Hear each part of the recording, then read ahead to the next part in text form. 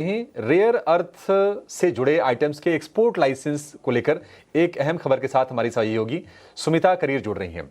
सुमिता, क्या जानकारी है आपके पास? जी अभिषेक, आपको पता ही है कि ये जो रेयर अर्थ एक्सपोर्ट्स का जो मामला है, जो चाइनीज़ गवर्नमेंट के साथ में फंसा हुआ है, इसके ऊपर अब एक डेवलपमेंट है। हो सकता है कंपनीज़ को थोड़ा रिलीफ मिल जाए, क्योंकि जो चाइनीज़ गवर्नमेंट है वो इन एप्लीकेशंस को रिव्यू कर रही है। और सूत्र हमें ये भी बता रहे हैं कि ये उन एप्लीकेशंस को रिव्यू करेगी, लाइसेंसेस देगी जो कंप्लाइंट होंगे उनके रूल्स एंड रेगुलेशन से रिलेटेड, जो फैसिलिटेट करेंगे उनके रेगुलेशंस को। और लास्ट वीक ही हमने अपने दर्शकों को, याद रखिए, ये बताया था कि उस समय जो हमें सूत्रों ने बोला था कि जो चाइनीज़ एम्बेसी इन इंडिया है, उन्होंने ऑलरेडी प्रोवाइड कर दिया था अटेस्टेशन सर्विसेज। ये उन कंपनीज़ को प्रोवाइड किया था जो लीगल और रेगुलेटरी रिक्वायरमेंट्स को फॉलो कर रहे हैं। As far as this issue of rare earths is concern, ये जो इंडस्ट्री है, ऑटो इंडस्ट्री है, उसके अलावा भी इंडस्ट्रीज़ हैं जो हमें पता लगा है सूत्रों से, जो सफ़र कर रही हैं। वो है आपकी टेक इंडस्ट्री, चाहे वो डिफेंस हो या एरोस्पेस सेगमेंट हो। हर एक इंडस्ट्री में कुछ ना कुछ इम्पैक्ट ज़रूर आया है। हालांकि जो ऑटो सेक्टर है उसमें सबसे ज़्यादा इम्पैक्ट आया, ऑटो और ईवी सेक्टर।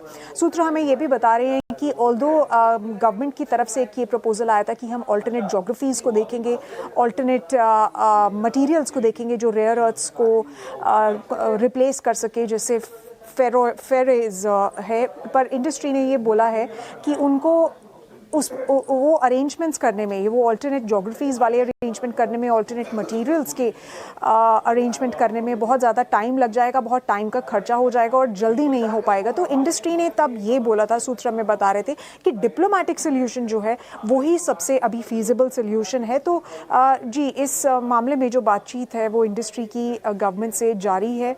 इसमें MHI, that is the ministry of heavy industries, commerce ministry और MEA, ये तीनों मिनिस्ट्रीज़ जो हैं वो इन्वॉल्व हैं। जो इंडियन डेलीगेशन, आपको याद होगा, पिछले हफ्ते तक उनका प्लान था कि वो चाइनीज़ कॉमर्स मिनिस्ट्री से मिलेंगे। हाउएवर जो ट्रैवल एप्लीकेशंस हैं, जो अप्रूवल्स हैं, वो नहीं आ पाए चाइनीज़ साइड से।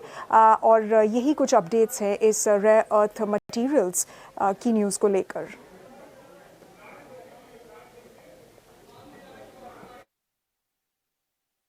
बहुत शुक्रिया आपका ये सारी की सारी जानकारी देने के लिए। ठीक है, चीज़ें अगर बेहतर होती हैं, चीन के रुख में नरमी आने की उम्मीद भी है।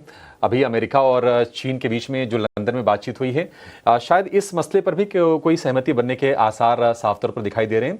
तो एक जो चिंता इमर्ज हुई थी रेयर अर्थ मैग्नेट्स को लेकर, जिनका कारों में काफ़ी ज़्यादा इस्तेमाल होता है, ऑटो कंपनीज काफ़ी डिपेंडेंट भी हैं चाइना के ऊपर, क्योंकि ज़्यादातर प्रोडक्शन अभी वहीं से हो रहा है। तो देखते हैं कि कब तक इसमें नरमी आती है। ठीक है, ऑटो इंडेक्स में आज हम देख रहे हैं कि 0.4% के आसपास की तेज़ी पर कारोबार होता हुआ आज के सत्र में दिख रहा है। निफ्टी को अगर देखेंगे तो सारी बढ़त को गंवा के कारोबार कर रहा है। लेकिन एक व्यू ज़रा ऑटो स्टॉक्स पर ले लेते हैं। अमोल, आप ज़रा ये बताइए कि अगर टू व्हीलर में कोई शेयर चुनना हो, अगर यहाँ से बजाज, हीरो मोटो, TVS, तो क्या आपको अभी भी लगता है कि TVS बेहतर है, या फिर कोई रणनीति में बदलाव हुआ है ऑटो स्टॉक्स को लेकर?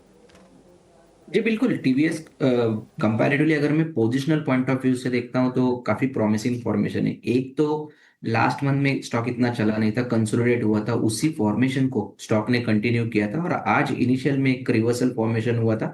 हालांकि मार्केट थोड़ा सा ऊपर नीचे हुआ तो उसमें भी, इसमें TVS में भी थोड़ा सा करेक्शन देखने को मिला।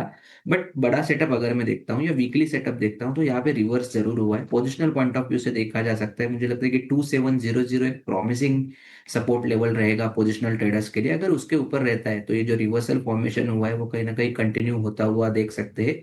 On the higher side I think 2850 एक इमीडिएट रेजिस्टेंस रहेगा। अगर वो क्रॉस होता है तो ये स्टॉक कहीं ना कहीं 2920 2930 की तरफ जाता हुआ हम देख सकते हैं।